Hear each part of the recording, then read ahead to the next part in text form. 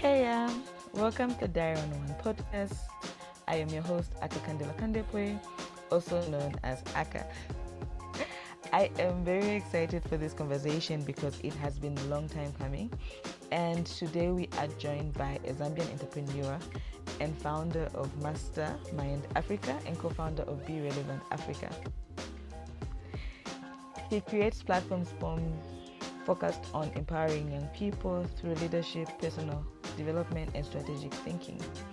His work centers on helping individuals move from individuals to action by building the right mindset, systems, and community around them. You can tell that this is like one of those conversations I enjoy having because it's centered around people, young people to be specific, and it's everything I'm always working towards. So I'm very excited to have today's guest. Please welcome Brandon. Hi Brandon, how are you? Hi, Aka. I am so excited to be here, and I can't wait for us to dive into this meaningful conversation as we learn from each other. It's been a long-awaited one. Can you imagine? I know what you mean.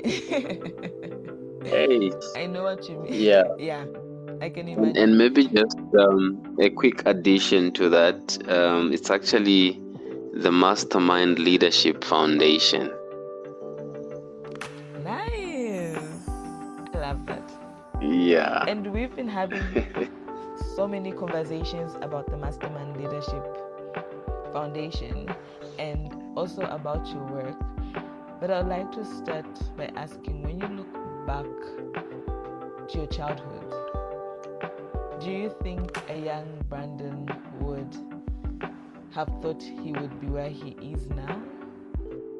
Well, it's definitely yes and a no at the same time. You know, sometimes we put up goals we are so ambitious about, but in the process you discover that maybe you don't attain those goals. And yes, in affirmative, in the sense that, you know, everybody's got a dream. You know, there are those childhood dreams that we all have, but along the way, probably when you get an experience with uni, you tend to change the trajectory of your goals based on your experience. And I'll tell you that I'm so glad to be here, and I just don't know how I have been here, but it is something that I envisioned, you know, since a child. I remember one time, you know, reading a book that gave me a lot of enthusiasm to get on the works that I do right now. I remember that title pretty well. I don't know if you've come across a book called The Paper Chase. No, I haven't. Yeah, it's one of the books that had to put me in the gear to champion impact. Yeah, and I'll tell you one thing.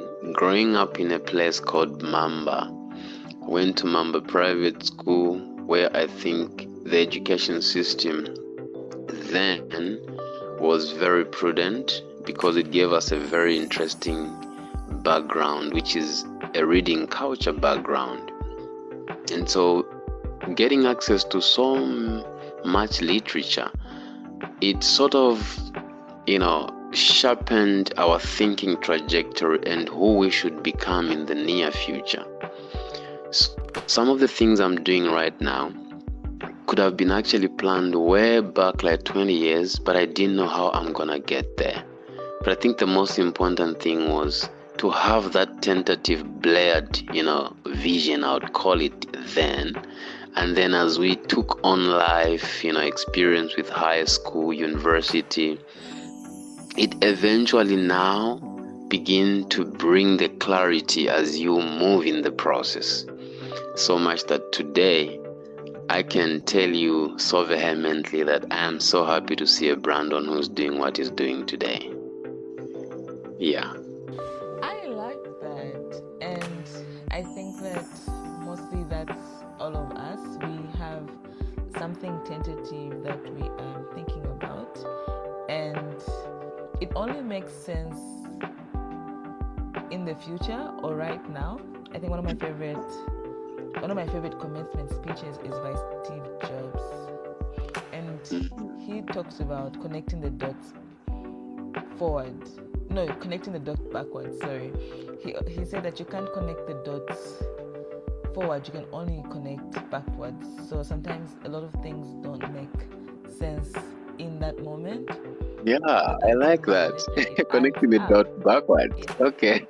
Yeah, like it's one of the best commitment speeches I listen to when I'm down and I need encouragement. So yeah, I think it's also the same applies to you. It only makes sense when you look backwards. You're so right about that. What decision? I know you also talked about how literacy played a role to where you are right now, and literacy in my head means reading books. But exactly. that can mean different things. Yeah. But that reminded me of my grandfather. He was such a reader, and we had a lot of books growing up. He was very particular about our education as a whole in the household, my education to be specific as well, even just the reading culture. And I think I get my reading culture from the type of setup my grandparents made for me for different reasons and how I learn. And when we think of that, do you think the reading culture still exists in the modern world where we let the kids have screen time and are not interactive with physical books? Well, to be honest with you, even as I speak in reply to your question, I'm looking at the experiential part of it. Being an educator, I have interacted with so many young people, and what I've realized is that mostly students find learning so boring, and maybe that's the reason why they dodge. But then you look at the huge part of one becoming a teacher isn't actually impacting information. Books can do that more effectively well. What we do as educators is to often set up a motivational framework that dramatizes the whole process of being engaged with the material. That alone is the science behind education. And so when you now marry that to the concentration of our students in terms of reading, trust me, it has dwindled down, especially with the coming of innovation where almost everything is just a click and it's on your fingertips, the Google issues, the AI coming on board. But I think old school still works, because even when this new generation begin to navigate that route of not wanting to read, at some point they'll realize that, hey, I think this is a very integral aspect. Okay, because how does one just make it in their program of study if they don't read? As a matter of fact, you see, in those days when I was very actively training and teaching in a classroom setup, one of the motivational trails I would begin with is to emphasize on the importance of reading and how that would eventually help out a student in their learning journey. So today, it's a culture that has really dwindled, and it makes me get so worried as an educator to say, hey, where are we going? Because the innovation, much as it has brought a lot of good things, but I think it comes along with very strong demerits. If not well handled, they can actually, confuse a student in terms of misinformation if they don't read the right particular material at that particular time.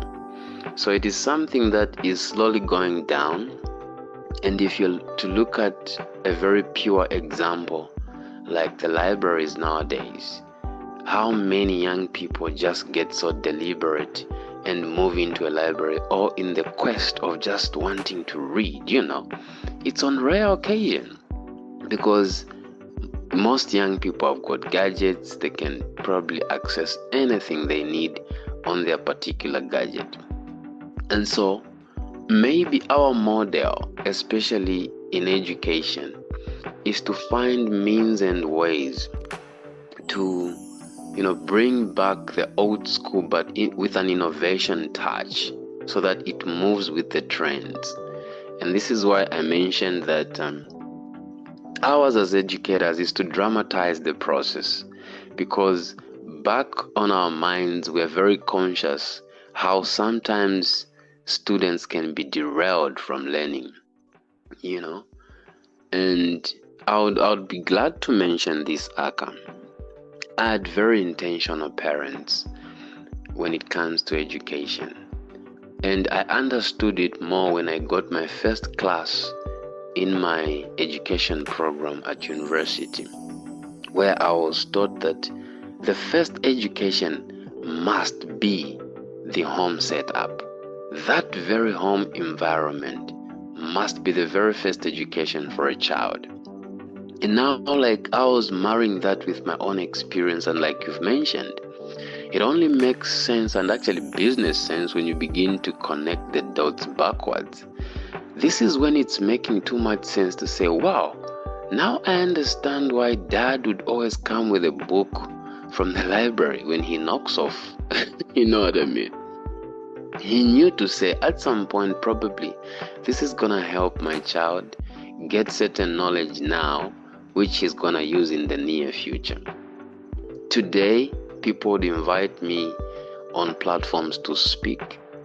People would invite me in platforms, where we can do maybe background planning. All that has emanated from the reading culture that I have vested out so much. So true to that, innovation has come, but then we still need to amplify more, because they say an old broom knows all the corners of the room. So meaning even old school still works. And this is why those who shun away old school, they make a lot of mistakes and eventually get back to the right trail that seemingly in their minds doesn't make sense as an education format. But so if that is to be considered, I can rest assured that we can have a brighter Zambia, a brighter community, even when we stretch our focus in the near 10, 15, 20 years, Aka. Currently, education in Zambia is such a hot topic, and I'm so passionate about education. I own a company that focuses on education and technology and innovation, because there is an actual gap in education. Yeah. But currently, for so many reasons, education is such a hot topic, and some of the topics is free education and university education. Yeah. And there's a law coming in where that will be law. There's a bill coming in to say that will be law, that education from this age, from this grade to that grade would be free, and from this particular university and that university, this will be done. What do you think is the thinking behind this, and do you think it's beneficial that this particular scene, which is just on free education, is becoming a law? And what does that say about the future of Zambia and the education system that we currently have?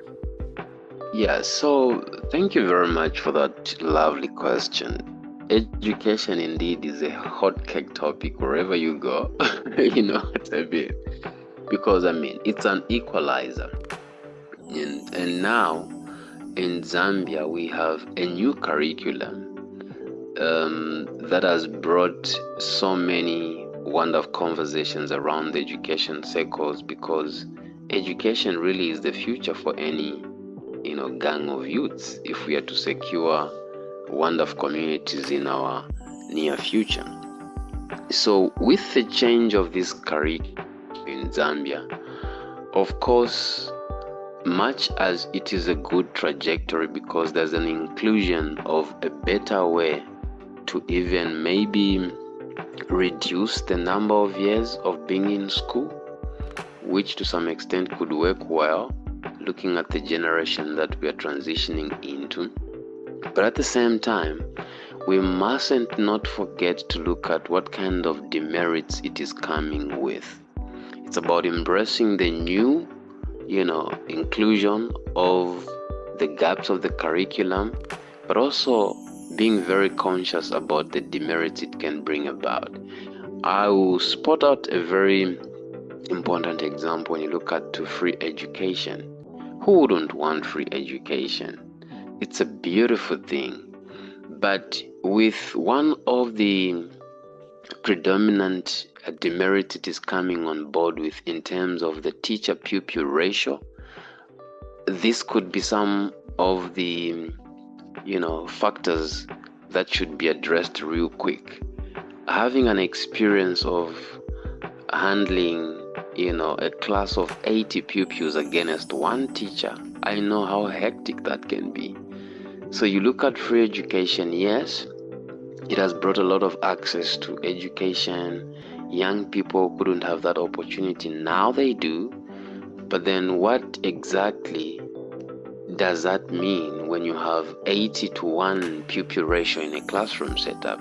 It begins to mean that probably retention levels are so low, looking at how big that class is going to be against one teacher.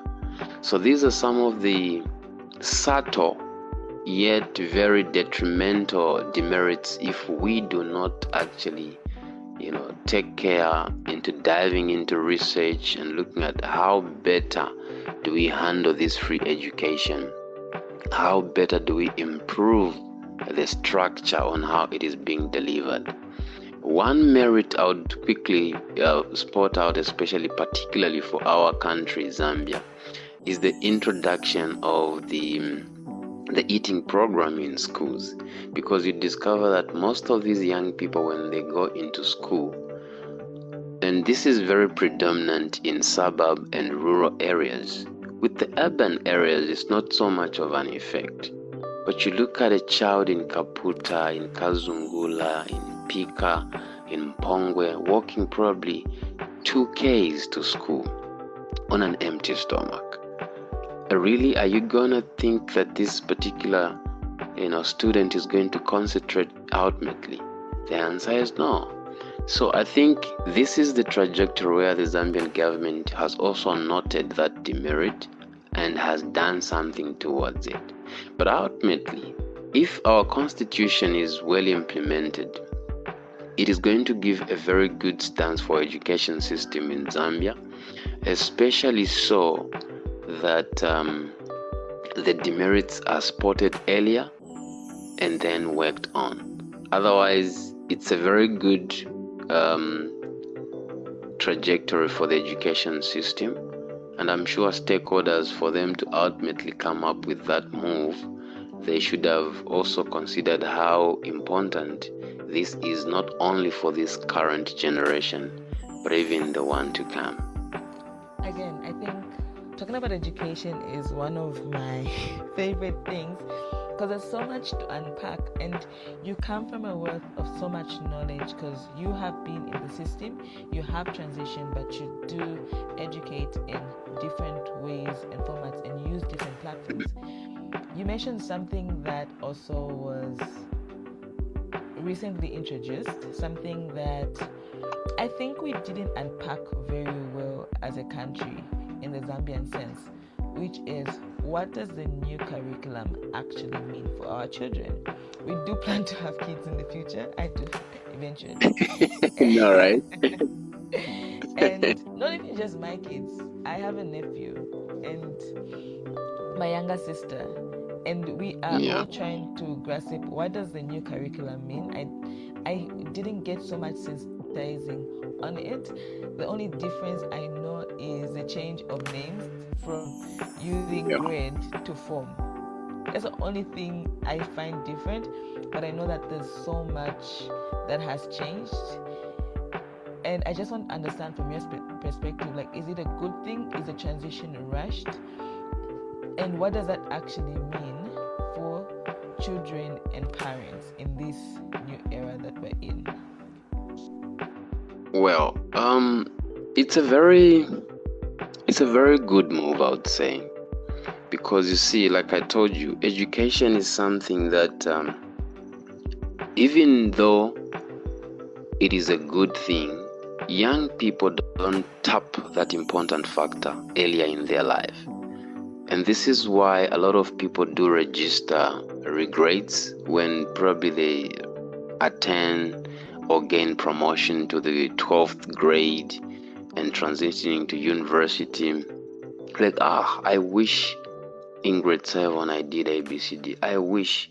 It's because parents and teachers, ultimately, because teachers are guardians, they are parents, they act as parents in the absence of the biological, parents and guardians for these particular learners. There should be a deliberate indoctrination to make them understand the importance of this particular curriculum from the word go. You can imagine, even you, Aka, if I'm to ask you to say, hey, Aka, did you even know the whole curriculum in grade 1? You know what I mean? So it is something that, all you know is to wake up, you go to school, you do the learning, you're back home. But what you're being taught is something that you have at that point no control over. It's more or less like it's imposed on you. And it's at a time when now you begin to have almost the sixth sense of an adult to say, so those grasshoppers we're learning now, how is it helping me in terms of getting into business and making the money? You see that kind of a sense. So it is something that parents must really take serious, not only to leave it for teachers to, begin to educate these young people. It is something that we must take it holistically as a community. Like I mentioned in our preamble, that my parents became very intentional about education, where they would sit me down, make me write my name, and not to wait for an educator to do that at school. So in a nutshell, a child must know certain preliminary things even before, getting to the actual classroom setup. Things like, if it's kindergarten, how do you even write as simple as your name? That's very important. An educator mustn't be the one to take up that very crucial first role for a child. So if you look at this particular curriculum, by the way, a curriculum is a backbone of education. And so when we talk of improving education, we often focus on teachers, the facilitators and examinations. But at the center of it all lies something even more fundamental, the curriculum. And maybe to give more flesh to that, when you look at a curriculum by definition, a curriculum is simply a structured plan that outlines what students should learn, how they should learn it, and how that learning will be assessed. And so it also guides both the very educators we are talking about and the learners, because this has to go intertwined. So much that the shaping of the entire education is very experiential. And so when stakeholders begin to bring up a new curriculum, there should be certain things known that a curriculum does address. And a well-designed curriculum has to include things like, the learning objectives and the outcomes. What content, what knowledge content, is embedded in that curriculum? What practical skills are going to be showcased, because at the end of the day, you're looking at improving the skills and competencies of these learners. Okay, what teaching methods and learning approaches should be used? What kind of assessment, strategies to evaluate the progress, because not every student begins to peak at the same time. Others are slow learners, others are fast learners. And also what I would mention in terms of what the curriculum should actually contain are the values and the attitudes that shape the character of that particular student. And so, in essence, the curriculum is not just about transferring knowledge, but rather it's about forming responsible and capable individuals. And so, sometimes when curriculums are formed, there are long-term and short-term goals that needs to be achieved.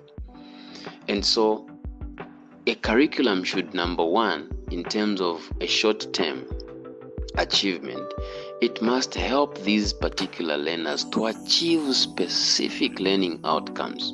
It must also, in addition to that, prepare students for the next level of education. Education is in transitioning. You go to kindergarten, it goes on to primary, junior secondary, you graduate your school leaving exams, you get into university, and it goes on. And ultimately now, in terms of the long term, it must develop a well-rounded individual with critical thinking, issues of creativity, and as though that isn't enough, leadership abilities as well. And this is why I'm sure at some point, maybe you may have been privileged to be appointed as a head girl or prefect. Prefect. You see that? I was a prefect. You were a prefect, right? Yeah. So now, why does the curriculum matter? And this is information that every parent or guardian must understand. Because it's not just a question of sending children to school. And you are right when you say, we are envisioning to have children in the near future. And our major concern is, what are they going to be learning? With these changing trends of events, very critical concern there. So now, this society, or rather this community, is based on the curriculum that the minds are fed. And so when you look at the curriculum and why it matters to society, number one, the influence of the curriculum extends far beyond the classroom, Aka. It shapes future leaders and responsible citizens. It influences, among many things, the economic and social development. A curriculum in itself helps to address societal challenges, such as, inequality, health issues, and sustainability doesn't show it in that equation. It also drives, innovation through the skilled workforce that eventually is going to be trained on. So ultimately, the kind of curriculum, stakeholders must design reflects the kind of society we hope to build. Education is not just about, passing exams, but it's about preparing individuals who can think critically, they are able to act responsibly, and lead transformation in their communities. And so this is very, very important for anyone who is interested to dive into the boardrooms and corridors of education. That there is what drives education, and this is a curriculum. So it's very, very important to understand that fact. One of my favorite people that I rarely get to speak about and think that maybe we could actually just dive into him a little bit is the first Republican president, which is Mr. President President KK. You know what? Look at you. Guys, of course I know who KK is. And there's such a difference on where our education sector is right now, what the vision is, and the education sector and the decisions he made. I think I want to get in a space where we speak about his work more, because we don't really shine a light on it enough. So when you look back, we're both not there, but with your knowledge and expertise, what do you think was President Kenneth Kaunda's vision for the country? Wow.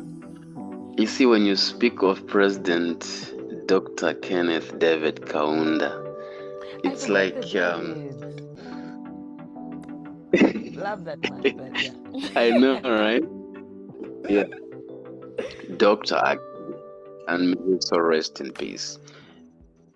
Amen. We as Zambians, and I speak this so dearly from the bottom of my heart, in my own opinion, I think we haven't really amplified the good message of the pioneer of this particular country in terms of presidents. You see, Kenneth Kaunda had a maxim that I'll live forever appreciating. If you educate one person, then you have educated the whole society. Imagine how deep that is. Yes, I think that it's very deep and something that we don't speak about enough. And with the platforms that you have created and branched off, the amazing work that you do with Mastermind, African Foundation, and Be Relevant, what made you pivot into creating these platforms with individuals, and what's the backstory behind the two organizations? Well, that's a lovely question that I'm often asked whenever somebody probably gets a chance to, hey Brandon, how do you even divide your time? You're with Be Relevant, there's a Mastermind Leadership Foundation the other side, and also other engagements. What has been your secret, you know? People are curious, which is a good thing, because there's no harm in finding out and engaging. So for me, transitioning from your question about Kenneth Kaunda was an educator, and I am one. And for me, I am so attached with the conviction of patriotism, just being a lover of your country and its sovereignty and the values and principles it embeds in. When I dot back and connect the dots, we now learn from leaders who have gone before us and the message of Ubuntu that they championed. And so being an educator, I said, well, I'm not just gonna end up in a classroom setup, maybe breaking chalk and things like that. I allowed that to happen for a particular time because I knew on my vision that I'm going to transition into a bigger platform. And because I'm so passionate about education, I thought of, formulating with like-minded people an organization called the Mastermind Leadership Foundation, and ended up co-founding Be Relevant for a very simple reason, because these two organizations champion one common denominator, which is leadership education. Now, that's a combination of my career pathway. I'm an educator, and I chose to train, to educate young people in the line of leadership. Those who want to pursue leadership, positions like being a counselor, being a leader of a student gang or populace. That is where our interest is, to educate them and put, like-minded strategies to ensure that our communities, by virtue of universities to be specific, begin to have a real-time leadership experience spectrum and not what maybe they would learn in terms of a co-curricular kind of leadership. So how then do we bring them to practical leadership so that they must understand that what we are getting into as young leaders is not a joking business. Leadership is serious business because you're dealing with life and death. How? If you do not train or teach somebody with the right information, it is as good as getting a gun or a knife and chopping off their head. Killing is not only pulling a trigger on somebody. Even misinformation is killing people. So as an educator, we have a crucial role to ensure that we train our youths on proper leadership precepts that removes the notion of entitlement. They must feel me on campus that I'm the student union leader, that kind of a spirit. But we twist and say, hey, wait a minute. Yes, you are a leader, but then do you understand that once you proclaim and declare to assume a leadership position, you are indirectly and in a very metaphoric way inviting challenges? Are you ready to go head on collision with these challenges? And when you run them through a session of leadership, at the end of it all, they begin to understand how heavy their particular role is. So, dwindling down to the concept of, the Dr.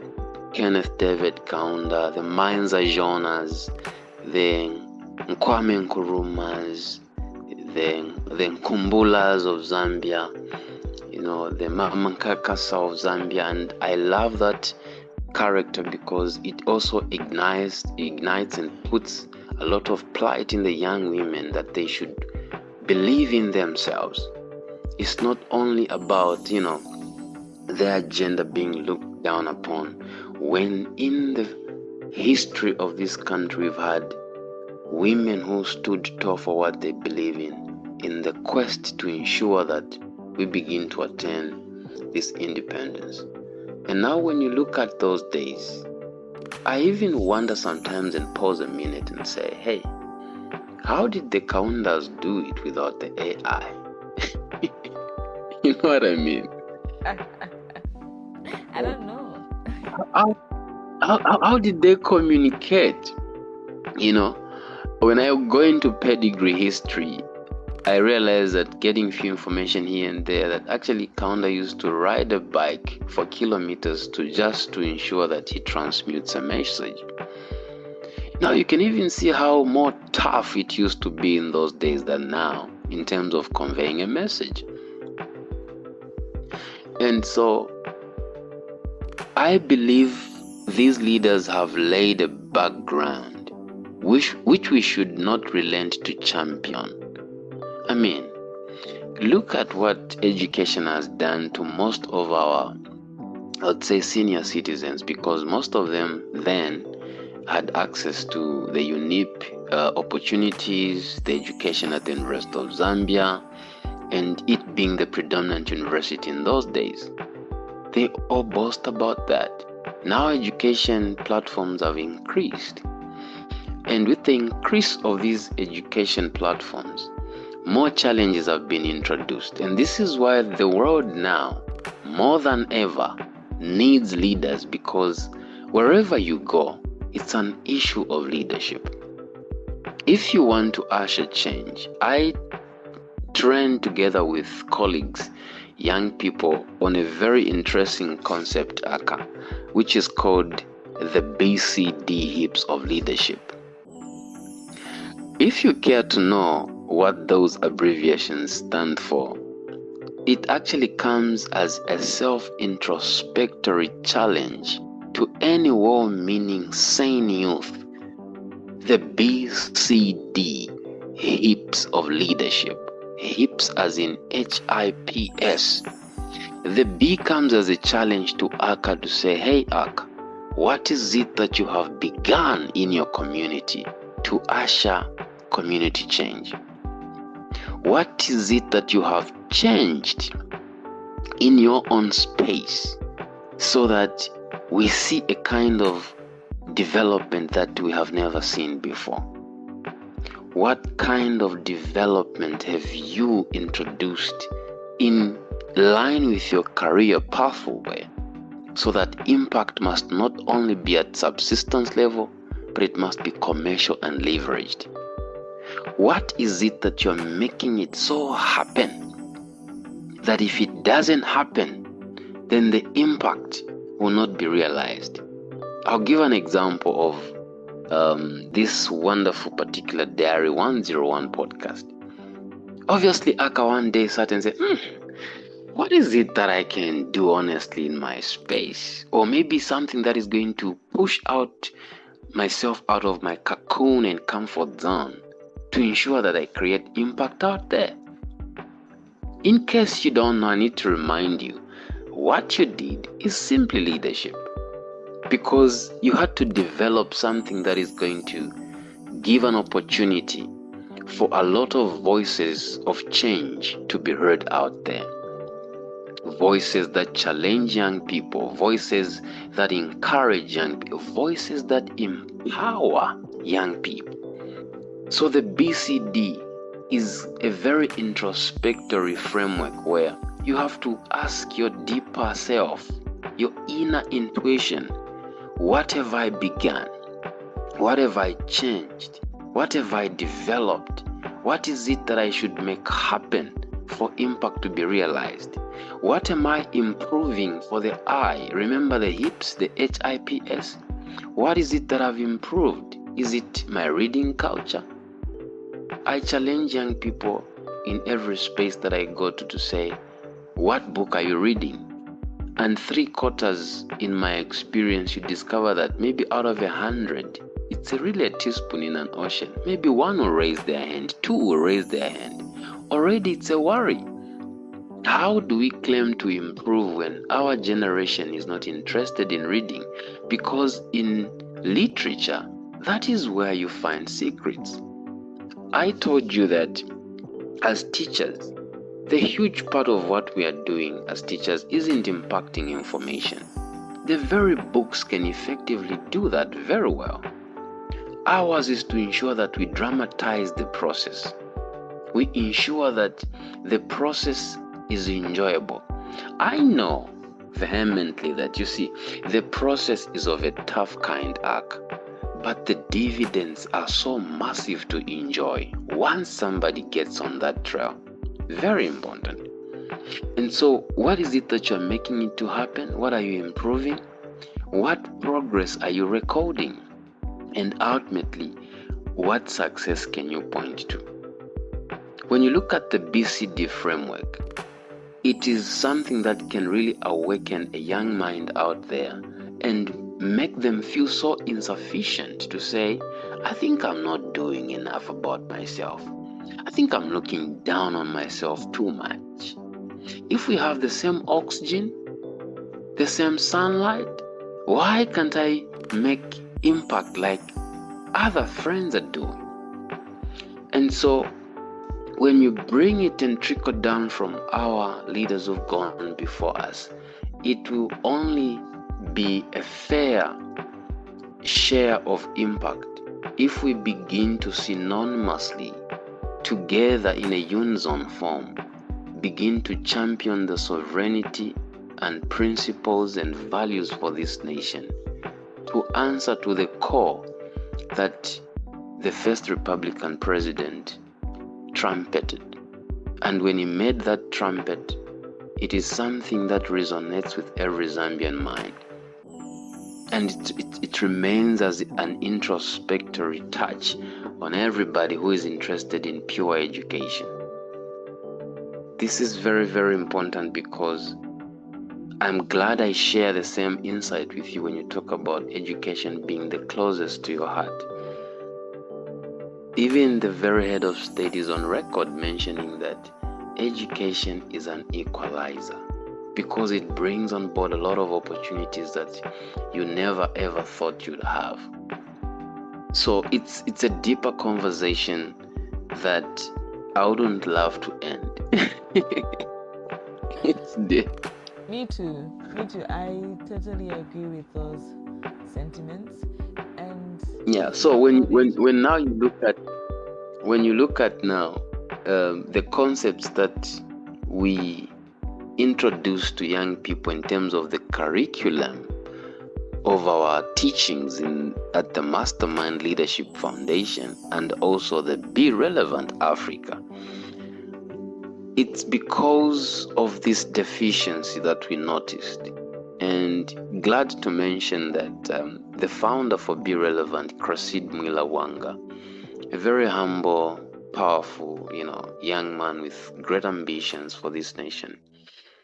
I sat one time with him years back, looking at how do we just, champion a beast of an organization that is going to raise the plight of young people in our nation. Sharing those sentiments in the hood of Olympia, I remember those days vividly well. We never thought it could reach to this. And this is why I'm so strong on advising young people to believe in their dreams. For me, having a fair share of participating in Be Relevant, even to an extent of being the chief training coordinator, is because of my career pathway. Anything that has to do with leadership education is a delight to my soul. When you look at Be Relevant and the young people it has trained across the nation, impact is really something we cannot, overemphasize. It is because it's about leadership. It's about leadership education. And I think also what I've noticed in my teaching journey in terms of leadership education is that most young people do not understand, these terminologies in their deeper format. When you get into the epistemology or the history of these terminologies such as leadership, it has got a whole different meaning from the lens of the societal spectrum, because society may define leadership in their own relative way. But when you get into the education circles where you have to educate leadership, it dives into one's values, one's character, one's dreams and intuitions, and away from the title attachment. It brings on board challenges that you need to provide solutions to. And so when Be Relevant boasts that we are the inevitable solutions to the inevitable challenges that the world can ever present, it's indeed just that. Providing solutions that young people are getting confused of. I'll give you a practical example, Aka. If one is chosen as a President Union leader, I have had an opportunity to work with President Union leaders at uni and even after completing university. One thing I noticed that it's not sexy to be a leadership president at union level for students. It's tough. Imagine you are in this classroom where tomorrow you are sitting for an exam. It's a crucial lecture. You don't have to miss it. And then you receive a call. Hey, Mr. President, you are needed at the maybe Louis hostel. There are sanitation issues. You leave that class, important as it may.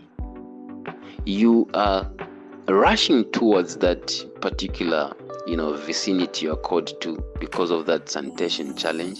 Before you reach there, you receive another call, maybe from the dean of students. Hey, Mr. President, you are needed here. There's an emergency meeting. Now look at this guy. He's left a very crucial lecture, rushing to attend to a sanitation challenge. Before he could even reach there, another call just bridges in. How then does he divide himself? Now that's pressure, that's stress. That's where we come in to say, hey, sit down here. This is how you handle pressure. This is how you handle delegation. Because if that leadership education is never given to them, these are moments where a student union leader fails lamentably, not because they are dull, but because they had no signature strategies on how to handle even their social life and academic life. How do they balance, between this kind of life that begins to introduce to themselves, and they never thought it would be like that. So this common denominator of leadership education is something that has, convinced me that this, as an educator, I can do. It's my passion, and I'm gonna live so convicted to it that as long as I live, given an opportunity, I'll do anything to ensure that we educate on the right precepts of leadership. And in as much as we are educators, we don't claim monopoly of knowledge. We are students of life. And because of that approach, it has made us to learn even more. So very, very interesting. I'm enjoying how you are breaking down the aspects of the work that you do and how you interact with the young people. From your point of view and your experience, what's the biggest challenge young people or young leaders are facing right now? The biggest challenge young leaders are facing, out of my own experience, in terms of the inquiries we do receive, is about emotional burnouts. So we tell them, and that could not be the only one, trust me, but this has been a predominant one. And it's not a surprise to us, because at some point, and even now, we still go through those emotional burnouts, where sometimes you feel your team is not listening to you, and then you sit down and say, is it me who's not communicating well? Or it's them with the problem? You see that? So this we always expect in our trainings, where emotions have to be involved. And now, a very specific curriculum lesson we've tailored to address such a challenge is on character temperaments, where you need to first of all understand oneself. What really boosts up your morale? What gives you a high self-esteem about yourself? What is it that you're so convicted? It's about conviction that I'm gonna, give out my services of leadership to this particular role. Ultimately good. And young people should understand themselves first in terms of their own character temperament. Who are they? Are they a sanguine? Are they a melancholy? Are they a phlegmatic? Are they a choleric? And this comes with a combination of emotional balance and imbalance at the same time, if they don't comprehend the character temperaments pretty well. And so this lack of understanding on these emotional trails and transitions, to say, if you're given a team to lead, how do you just begin to understand their character temperaments so that you don't even misalign their roles of assignment? Because when you discover that somebody is an introvert, and when they are so much introverted, they may not be good putting them in the front line in terms of maybe public speaking.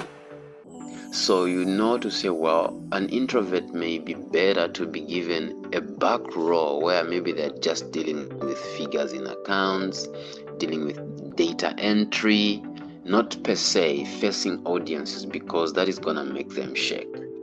That alone is what most of our young leaders are predominantly missing out. They want to take the notion that if Aka is a sanguine, very outspoken, then everybody should be like that. That is the most detrimental challenge that I have encountered mostly in our leadership trainings for these young people and young professionals. So it's really a topic that is so gigantic that even now I'll tell you that this is a discipline that I'm still picking up pieces to learn more on how we can impact our generations to come. So that is what I would vehemently submit on that one. What opportunity do you see for young people right now? Wow, there are a lot of opportunities for young people. We are at a time that the world has displayed opportunities not only locally, even regionally, continentally, and also globally. There are so many opportunities that young people can dive into. And I think the most important thing for our young people is also to understand their disciplines and intuitions in terms of career pathway. It is about the career pathway that you choose that will eventually begin to determine what kind of opportunity you begin to chase. If, first of all, a young person understands their inner self, their inner abilities, their inner character temperament, what they are capable of doing, later on, clarity adds up in terms of which kind of career pathway to take. And danger in not knowing that is leading to a space where young people dive into programs that they don't even have passion for. All right. Here is a medical doctor, for example, always talking about car engines. And then you wonder, okay, so this guy, what is he doing in medicine? You see that? Are you able to pick that? Yes, I am. It's so many. Yeah.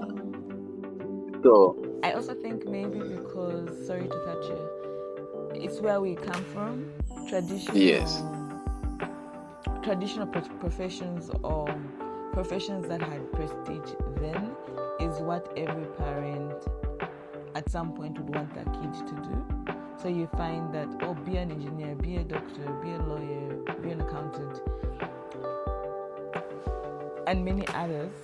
It's because it's what they knew. And now I think, like you mentioned, there's so many ways someone can learn if they're good at something or not. Yeah. And you see, I don't know on that one, it also reminds me just having a flashback of our wonderful discourse on the curriculum. That you see, when you look at the previous curriculum that Zambia had, it's quite different from this current one.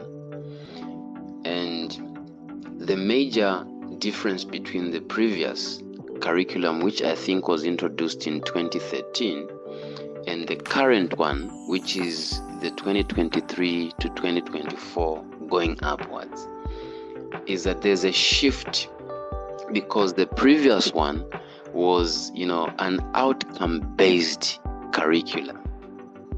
We have certain codes in education where you say the 775 system to the competence-based curriculum, which is very current, which has got codes like the 3663 structure.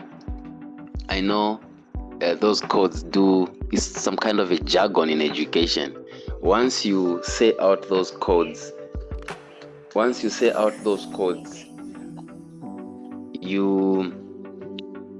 those codes are shared to somebody who is not in the education fraternity, they'll be like, so what is now this this 775, the 3663 structure?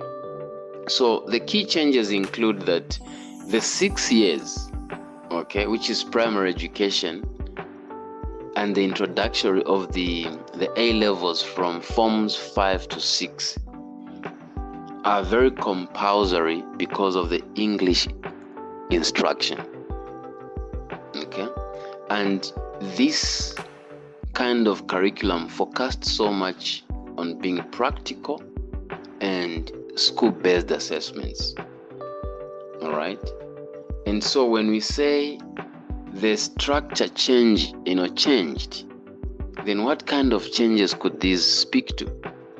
Looking at the distinction between the previous curriculum and the current one,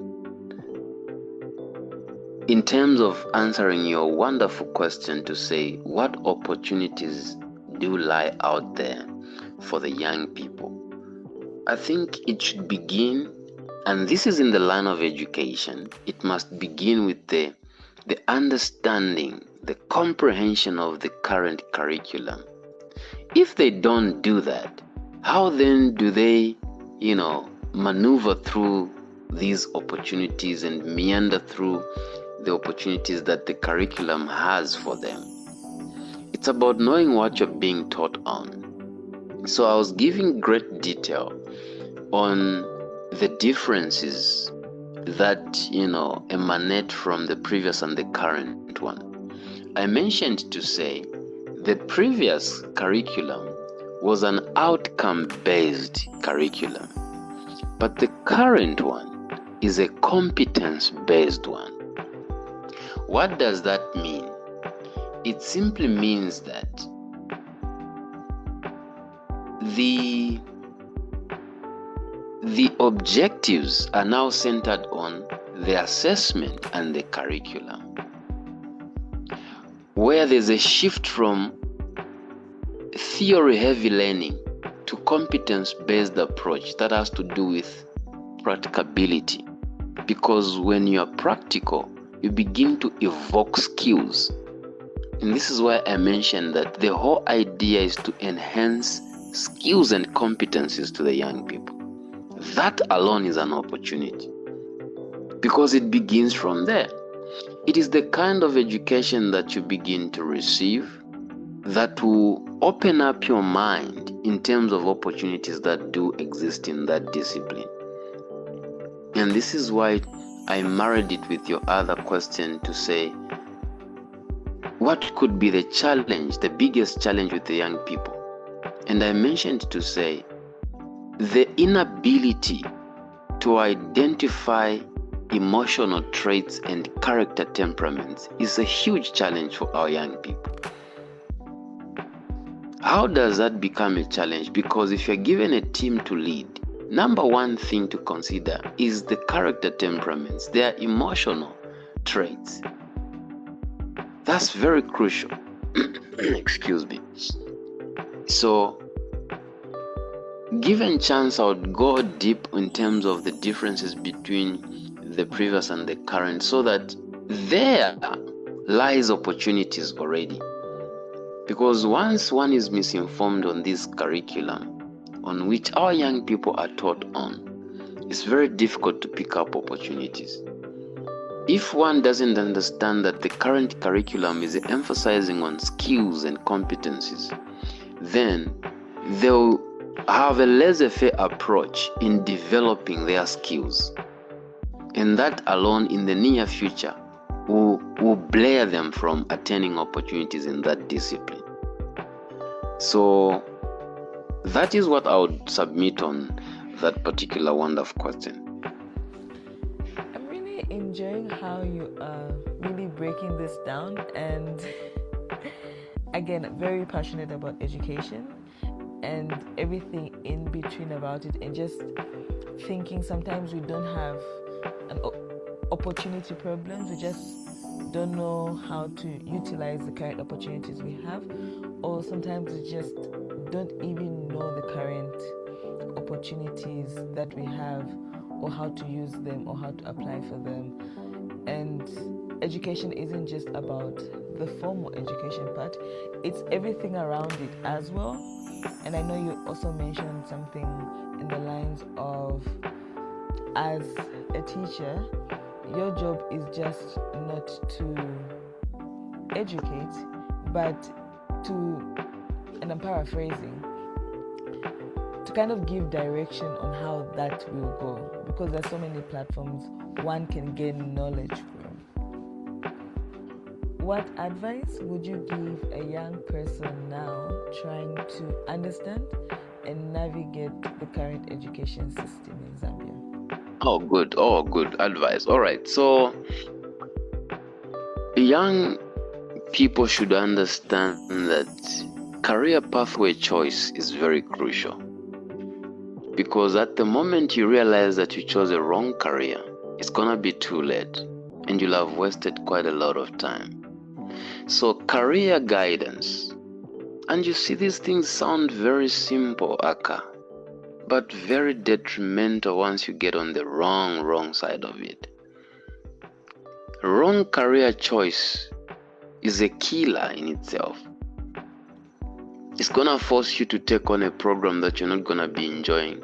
I have interacted with people who are doing really good, the jobs are doing, and they're giving them a lot of money, but they'll tell you, well, you know what? Yes, there's the money, but the satisfaction is not there. I've seen people leave good jobs with good money, remuneration attached, but the passion and the satisfaction is what was missing in the equation. So for the young people to avoid to repeat history, to avoid to find themselves in such a scenario, it's now that they should begin to critically analyze their career choices. Is it something that I really want to dive into and I love it with so much? It's the right questions that they should ask themselves today. If I'm gonna dive into medicine, is it something that I'm gonna do even without the money? I'm gonna just enjoy, dissecting people, surgeries and stuff like that. I'll tell you one thing, and I think people think it's a weakness on my part, where I would teach and train anyhow, on a bus, in a classroom, family. I just become, you're mad in the seepage of education. You just want to share information, critical information at that point, when I detect that this particular young person needs it. So it begins from there. Let them understand their career choices. Let them not be influenced based on peer pressure. Say, well, because Peter went on for mathematics, I also, get into statistics or accounts. No, it's about you. What is it that you appreciate? What is it that you love doing? Even beyond remuneration, are you that kind of a person who's going to embrace that concept? If that question is not going to sit comfortable with you, then you better revisit your career choice. That's a very critical advice submission I'd give to a young professional who's diving into discovering their career pathway. I like that. And to add on, I would say that they should take a personality test. I think that Definitely. knowing who you are is like the fundamental thing in life. Before anybody tells you anything about who they think you are, you can just take a personality test. That really gives you a very different perspective of the person you are around people, the person you are at work, in a relationship, alone. It shows you your default settings. It also shows you your weaknesses and strengths. And then you start working around that, because that's what human beings do. You start learning and working. So take a personality test. It's a good one. It's such a good investment, and so many out there are free. You're right, Aka. And you know what? Last week, I had an opportunity to address pupils, I would say, grade 12 pupils at a certain school, where you could see it written all over their faces that the new curriculum seems to be confusing them. And not only educators, not only learners, but even fellow colleagues, fellow educators. Do a mini research and just engage in an interview with one of the educators. Very few people break down the curriculum today as it is supposed to be, shared. To dive quickly on that one, and I still emphasize on the major differences, because a difference must be an improvement in terms of this scenario. I mentioned earlier on that the huge difference is that it has added up about 4 objectives that improve the previous curriculum. On the issues of the assessment, where there's a shift from being theoretical to practical. And then also on the school-based assessment. The school-based assessment as an improvement is that it increased emphasis on the continuous school-based assessment over the final exams. Because people just say, apa, I'm the final exam. I'm just going to study for the sake of the final exam. No. We tell them, look, can you learn to understand? Because even after your grade 12, there's life after that. Learn to understand in university, because after the graduation of your bachelor's, there's life after that, where now you need to use that knowledge in a very practical manner. It's sad, Aka, to tell you that some students, even after being trained, they'll tell you, I don't even remember what I learned in university. You'll be like, then what were you doing?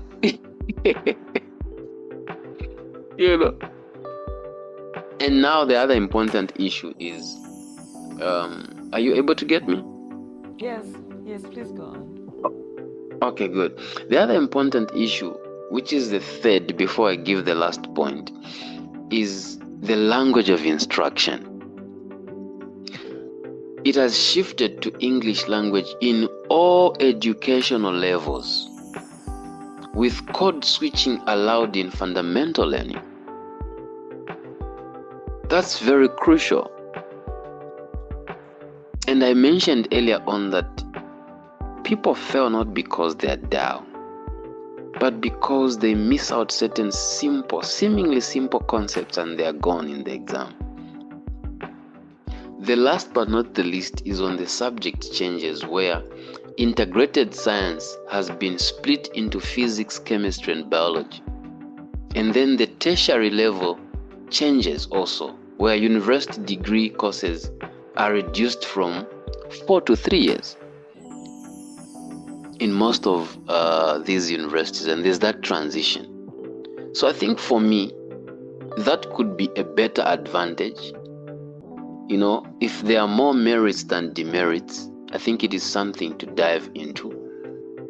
I know even the free education we talked about comes with its own demerits, where a class is clustered up with so many students compared to the teacher-pupil ratio, which I think also government should be addressing that in terms of employing more teachers and building more school infrastructure through the so-called CDF. So in a nutshell, I really wanted to emphasize on this curriculum in terms of differences, because most people don't pick it. And now we have a challenge of material. It dawns back to literature. Now there's a new curriculum and there is no material to use. So it's left out now to educators to be resourceful enough, to be innovative enough, to be creative enough, to ensure that our learners are given the right content in line with what the curriculum dictates. So very important. Thank you. Thank you so much, Brandon, for such an intensive breakdown. Again, I'm sure today's listeners understand how much we love education and how much we have really dived into it. I know we've talked about the curriculum, the changes, let's switch it up and just briefly talk about what technology does to the education sector in general. And what's your thoughts on that? What do you think technology is doing to the education sector? And for parents and teachers, what do you think they should do differently? Because obviously, students and children are learning differently now. Yeah, true to that. Technology is a game changer, Aka. Technology, if put to good use, it's a very, very productive tool. The pity on that is that people are using technology otherwise. If a young person is trained well on how to use technology, it can change their lives. For instance, in education, when you look at research assignments, even just an individual research as an educator, before you handle a certain lesson in line with the curriculum, there's obviously some bit of research on the topic to say, what are the new trends in this topic? What do I want my learners as an objective to learn at the end of the day? So technology has brought a lot of improvement in that it has improved research, okay? Especially with the coming of AI, has lessened the processes, maybe a research that one would have taken quite a lengthy period than expected is done in fewer days. And caution maybe should be, let people know how to use technology. This message goes to teachers, learners, guardians, and just any societal member to say, this technology we have, it can either break or make you. It depends on what you feed in into. Because now there's a hot debate that technology in the name of AI is going to bring a lot of laissez-faire approaches. True to that, only to those who do not understand what they really want to achieve. Because AI does what you command to. Okay. And the danger also is the purely dependence on AI. I have used AI in most parts of my research, but it's about how I want AI to give me answers. Ultimately, I still have the end power to direct solutions from AI. And even if I'm to do an article, I have to still proofread it and even edit, because sometimes phraseology of sentences differs from how you initially wanted it to be phrased up. So if educators can look at it into that angle, especially now that the curriculum has changed and there's not enough and sufficient material out there, learners also must not only wait for educators to dumb down information on them, they must take it upon themselves to be deliberate. One said a gadget like a phone can actually be a school, which most of the young people do shun from. They would rather settle on probably issues that may even ignite their illicit behavior in community. But the opposite is true. If well implemented, technology such as AI to be particular is a game changer in terms of efficiency, in terms of effectiveness, if well commanded, and not to have a demerit approach where we solely depend on it. We take it as gospel truth in terms of the solutions that AI gives for the questions that we print in there. So that is what I would ultimately champion in terms of submitting advice on how we educators can take advantage of technology and ignoring the demerits part of it. Nice. I would like to give you an opportunity, Brandon, to ask me a question. Oh my God. Aka, you're one person who, in my opinion, is very, what's the word? outrageous, you're open-minded.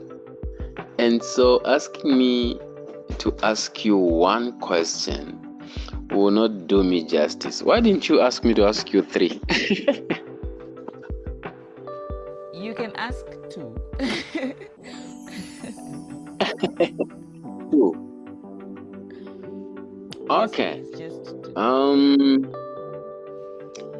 The first one is, you see, this world is full of pain, full of pressure. What is your source of joy? Where you display this smile, but then the world is just trying to find means and ways of scrapping it out.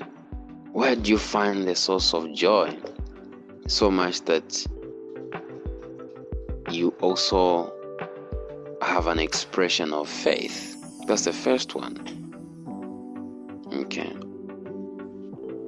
I think that what came on top of my mind is my source of joy comes from intentionally spending my weekend.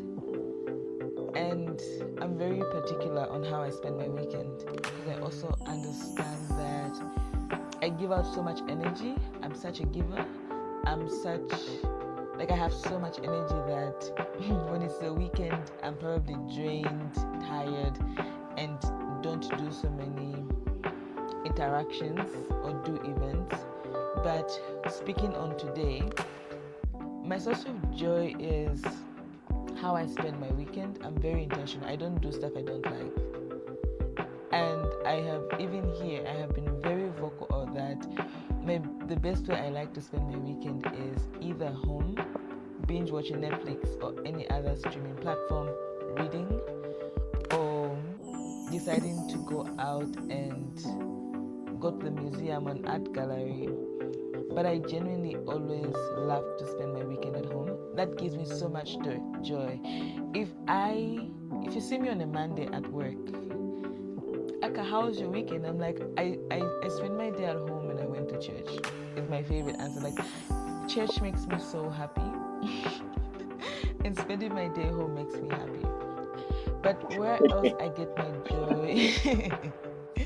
Yeah, like I love being home, and I always tell people there's nothing wrong with wanting to stay home on the weekend. If you have a very intensive job and you are required to spend your time at home or spend your time with a lot of people, it's okay that you choose to spend your time at home. Very important. But I also get to realize that I get my joy so much from spending my time with my friends and family. So I had to learn the balance of I like being home and I like spending my time with my friends and family. What does this really mean? Sometimes there's a time where I always out every weekend. Like I'm spending my time with my friends, this friend wants to hang out, this family member wants to hang out, this cousin, this aunt, but it gives me so much joy that I see my people happy. But I also know there's a limit to how much joy I can give people when I'm drained and I just need my routine back on how I spend my weekend. And a few people, now that I speak about it in the podcast a lot and in person, but only when you're in my life, closest to my circle, is when you realize how very intentional I am about that source of joy, which is how I intentionally spend my time and my weekend. For somebody to get me out of the house, for an event to get me out of the house, and I see so much value in the value I would bring, but sometimes I always think that no one will notice.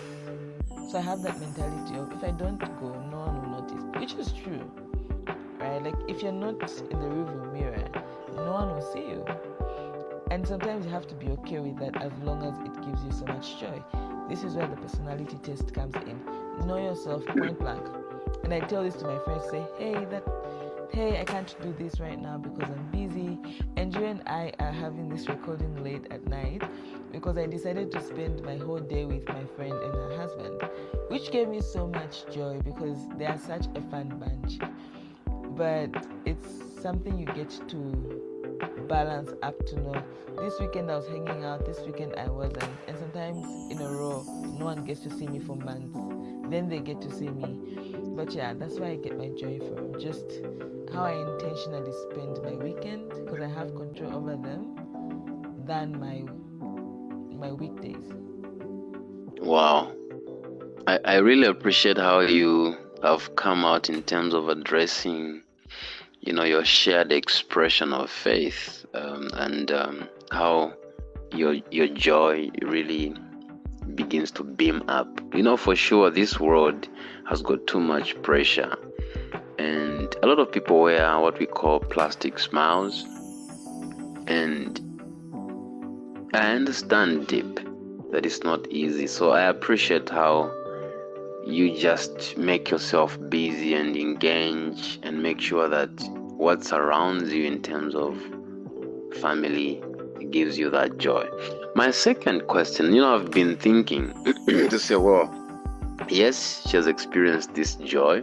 Now it has emanated to my second question, which is, what was your most traumatic experience of your life, and how, did that residue of that show up in your present? You said, what was my most traumatic period of my life? Like your most traumatic experience of your life. Dramatic? And how did that residue of that experience show up in your present today?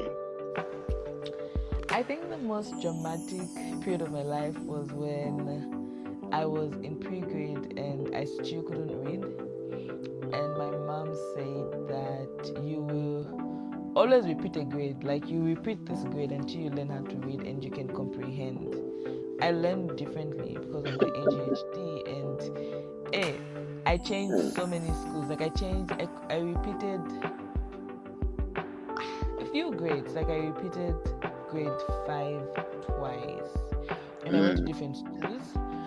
But the thing about a small town, I was born in Western Province, Mongo, is even if you go to a different school, when you go to secondary, the friends that you had in a specific grade, like if I repeated grade 5, the friends I was with in at that other school in grade 5 will go to a higher grade than me. And that happened. I went to high school, and the friends I had in grade 5 are in a higher grade than me, and now I have to explain to my other friends that I wasn't that smart, so my mom made me repeat.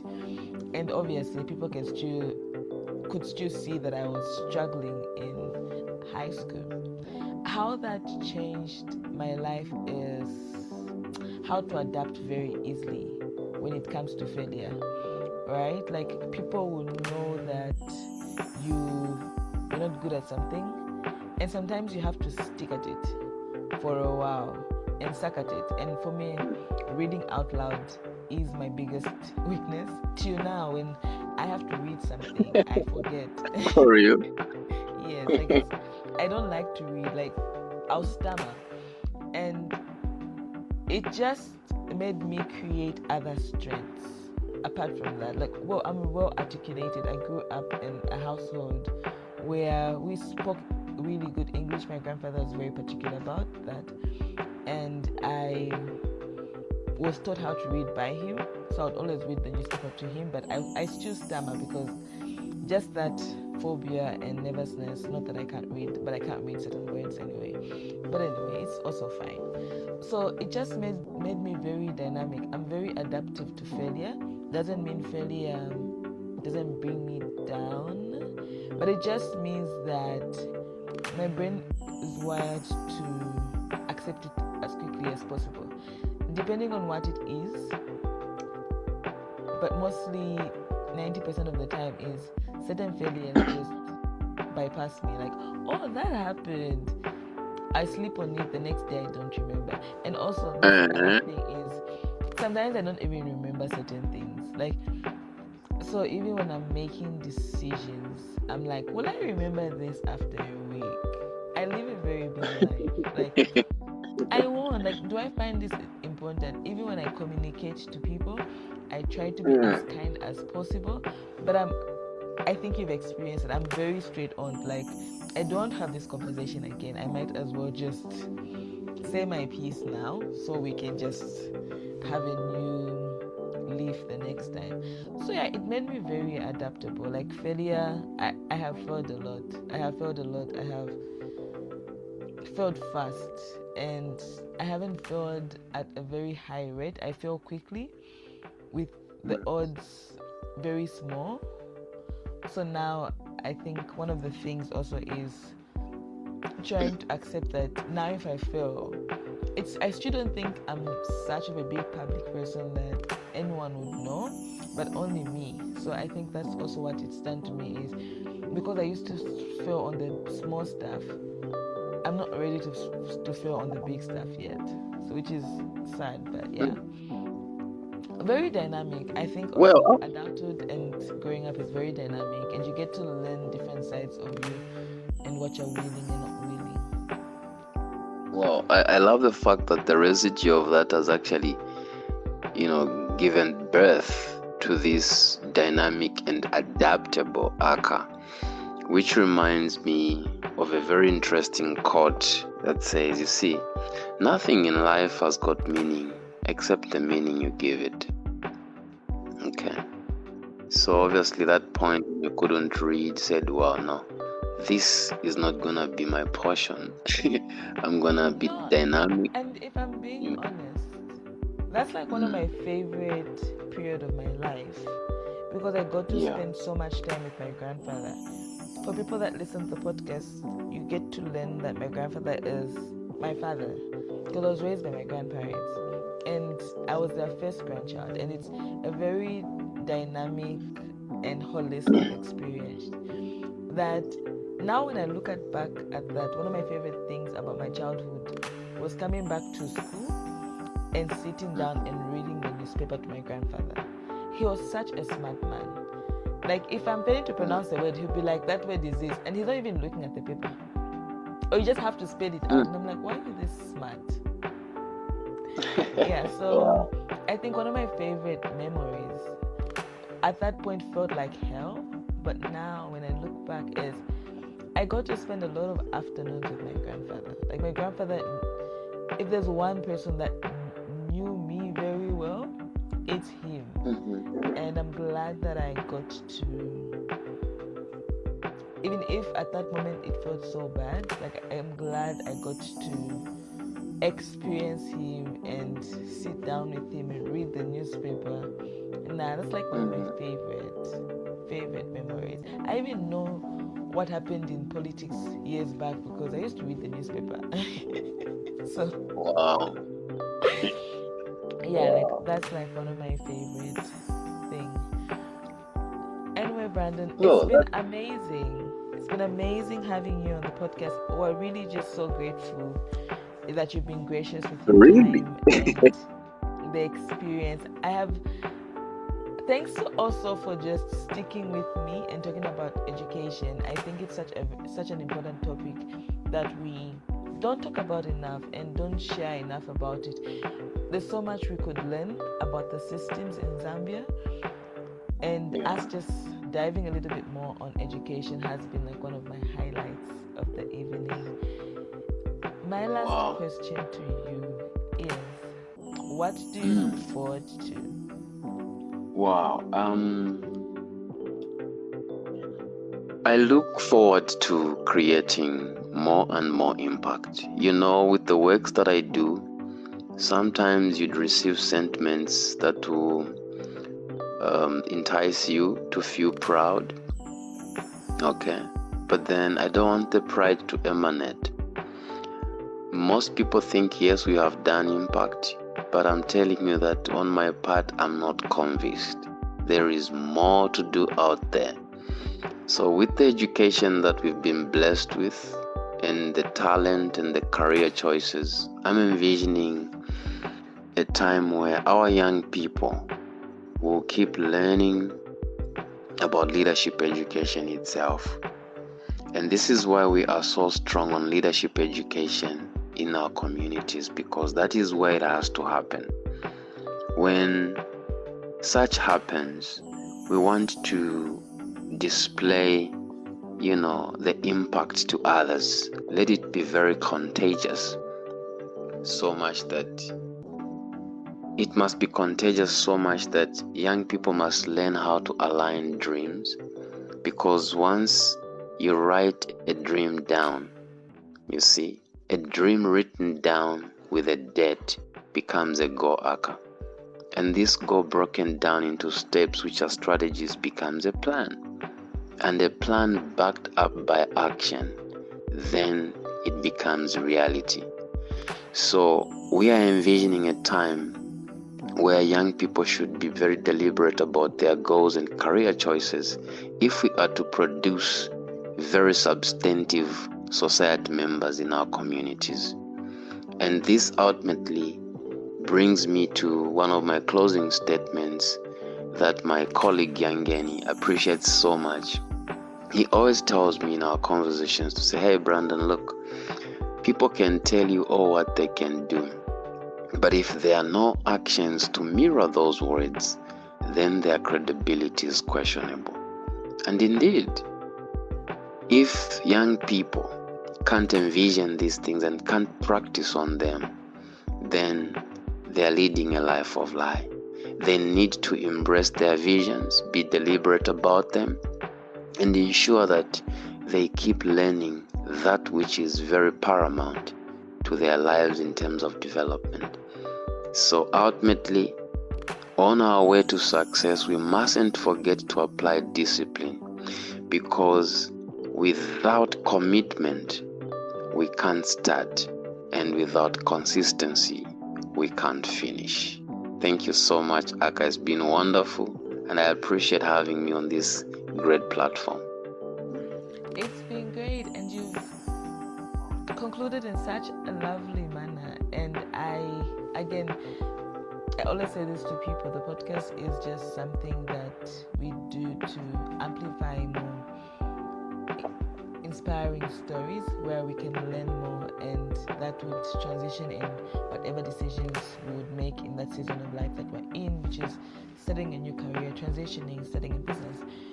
And I feel like this just really does fit into that, and I'm really, again, grateful that we are concluding on this at this note. My takeaway is always have a plan.